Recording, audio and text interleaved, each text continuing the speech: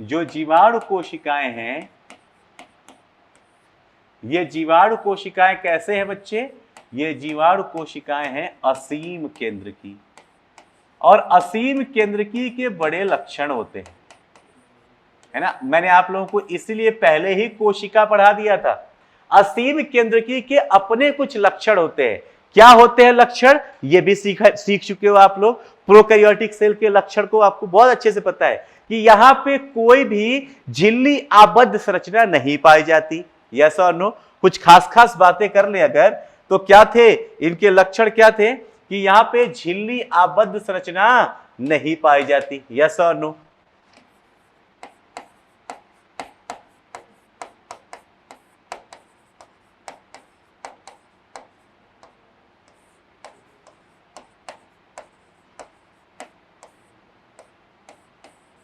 झिल्ली आबद्ध संरचना या कोशिकांग नहीं पाए जाते।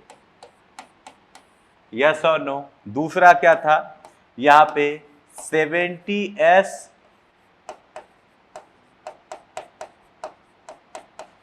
राइबोसोम होगा। केंद्रक असीम केंद्र की अभी पूरी तरीके से बना नहीं है, इसलिए यहां पे जो डीएनए है वो डीएनए पाया जाता है कुछ पॉजिटिव धनात्मक प्रोटीन्स के साथ। यस और नो? उस जगह को हम लोग क्या बोल देते हैं? उस जगह को हम लोग बोल देते हैं न्यूक्लियोफोर्म या आद्य केंद्रक। क्या बोल देते हैं? आद्य केंद्रक पाया जाता है धनात्मक प्रोटीन्स के साथ। कहां पाया जाता है? आद्य केंद्रक में। ऐसी कुछ बातें हम लोगों ने कर लिया है ना। इसके अलावा मैंने आपको और भी सिखाया था कुछ जो एकदम स्पेसिफिक कैरेक्टर है, वो बता देता हूं, जो पूछा ही जाएगा आपसे कहीं ना कहीं, या तो यहां सीख लो या वहां सीख लो, आंसर आना चाहिए। मीसोसोम, याद आया? मीसोसोम का पाया जाना। और बिल्कुल ऐसा ही ये जितना भी अब बता रहा हूं नीचे वाले, ये सब के सब 3 स्टार है। मीसोसोम, मीसोसोम के अलावा प्लाज्मिड, अरे याद आया क्या? प्लाज्मिड का पाया जाना। उसके बाद इसके अंदर पाए जाएंगे क्या? वॉल्यूटिन ग्रेन्यूल्स, याद आ रहा है? इसके अंदर जो है वो फैले होंगे साइटोप्लाज्म में, वॉल्यूटिन।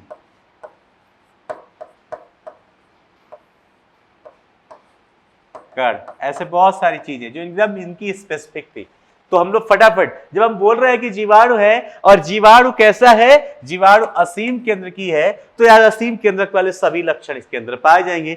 आओ देख लेते हैं, आओ देख लेते हैं। याद करो, अगर कहीं पे भी कोई कोशिका थी, आपको सिखाया था कि अगर आपने बोला कि वो कोशिका है, तो कोशिका के लिए 3 मूलभूत संरचनाएं जरूरी थी। सिखा रखा है मैंने बच्चों आपको। एक क्या? कोशिका का आवरण। तो हम लोग यहां पे देखेंगे कोशिका आवरण कैसे बना हुआ है। इसके अंदर क्या होना चाहिए? कोशिका द्रव्य होना चाहिए। यहां पे देखेंगे कि भैया कोशिका द्रव्य है या नहीं है। और तीसरा यहां पे क्या होना चाहिए? आनुवंशिक पदार्थ। अगर ये है तभी लिविंग है, सीखा था। तो अपने आप आपको पता है कि जब भी हम लोग इस कोशिका को जीवाणु बोल रहे हैं, जीवाणु और कोशिका, तो उनके अंदर ये पाया जाएगा। तो कैसे क्या पाया जाता है? एक कोशिका के अंदर ये रहा स्ट्रक्चर, ये रहा बेटा पूरा संरचना। फटाफट कवर करो जल्दी जल्दी, क्योंकि ये वाला हिस्सा मैंने आपको बहुत अच्छे से पहले ही पढ़ा रखा है। कोशिका के अंदर यहाँ पे ये जो दिखाया गया है, ये पूरा ब्लू वाला जो लाइट ब्लूइश कलर का दिख रहा है, ये क्या है? यहाँ पे ये है कोशिका द्रव्य। क्या है बच्चे? कोशिका द्रव्य। और इस कोशिका द्रव्य के ठीक ऊपर की जो झिल्ली है वो है कोशिका झिल्ली। ये क्या है? कोशिका झिल्ली। देखेंगे हम लोग सबसे बाहर प्लाज्मा, साइटोप्लाज्म के ठीक ऊपर प्लाज्मा मेम्ब्रेन पाई जाती है, जिसे क्या बोलते हैं? कोशिका झिल्ली। यहां पे कोशिका झिल्ली के ऊपर, यहां पे कोशिका झिल्ली के ऊपर सेल वॉल भी है, जिसे हम कोशिका भित्ति कहते हैं। क्या कहते हैं बेटा? कोशिका भित्ति। यानी यहां पे जो आवरण है, यहां पे जो आवरण है, वो आवरण कोशिका भित्ति और कोशिका झिल्ली दोनों से मिलकर बना है। यस और नो? यस, सिखा चुका हूं। और आपको एक बात याद रखना है, जो सेल वॉल बना कैसे है ये बहुत इंपॉर्टेंट है। देखो जरा क्या लिखा है यहाँ पे, सेल वॉल बना है पेप्टिडोग्लाइकन से या म्यूरिन से, पेप्टिडोग्लाइकन और म्यूरिन से मिलके बना हुआ है। लिख रहा है कि ये है क्या, ये कॉम्प्लेक्स पॉलीसेकेराइड और अमाइनो एसिड प्रोटीन का क्या है, क्लस्टर है। इससे बना है ये क्या चीज, इसका सेल वॉल। और इस सेल वॉल के ठीक अंदर है सेल मेम्ब्रेन। सेल मेम्ब्रेन के अंदर क्या है, इसका कोशिका द्रव्य झिल्ली, यस और नो, झिल्ली बोल रहा हूं सारी, कोशिका द्रव्य। लेकिन आपके आगे लिख रखा है पहले ही कि भाई साहब इसके कोशिका द्रव्य में झिल्ली युक्त कोशिकांगों का क्या है, अभाव है। कोशिका द्रव्य में क्या है, झिल्ली युक्त कोशिकांगों का क्या है भैया, अभाव है। और इसके अंदर राइबोसोम कैसा, 70S। ये सब घटनाएं आपको मैं पहले ही पढ़ा चुका हूं, सारी चीजें आपको क्या कर चुका हूं, मैं पहले ही पढ़ा चुका हूं। एक चीज यहां पे अपडेट हो रहा है वो आप देख लीजिए। ये लिखा है कि इसके जो सेल मेम्ब्रेन और सेल वॉल है इसके बीच में थोड़ी खाली जगह जिसे पेरीप्लाज्मिक स्पेस बोलते हैं। वैसे तो ये एनसीईआरटी में नहीं है, लेकिन लिखा है तो वो भी पढ़ लो। पेरीप्लाज्मिक स्पेस है जो क्या काम करता है, जो जंतु कोशिकाओं में लयनकाय लाइसोसोम काम करता है। उसके अंदर याद करिए अपने स्वतः पाची एंजाइम पाए जाते थे, सुसाइडल बैग बोलते थे। तो इसके अंदर भी सभी चीजों को डाइजेस्ट करने वाले, खुद को पचाने वाले एंजाइम पाए जाते हैं, फैगोसिटिक एंजाइम्स, ये पेरीप्लाज्मिक स्पेस के अंदर। क्लियर बच्चे। और इसके अंदर और कोई संरचना नहीं दिखा, नहीं दिखा। क्यों, क्योंकि हमने पढ़ा है कि भैया ये प्रोकैरियोटिक सेल है, और आपको पता है कि प्रोकैरियोटिक सेल में केंद्रक अस्पष्ट होता है और इसे आभासी केंद्रक या इंसिपिएंट न्यूक्लियस कहते हैं। बिल्कुल, या इसे कुछ नाम आपको और बताया था, जीनोफोर, ये 2 नाम, न्यूक्लियोइड, ये 3 नाम मैंने आपको पहले ही बताया था कि ऐसा पाया जाता है। इसमें तो कुछ भी नहीं दिखा। चलो मैं थोड़ा सा इसकी इज्जत रख लेता हूं कि भाई यहां पे है, यहां पे है।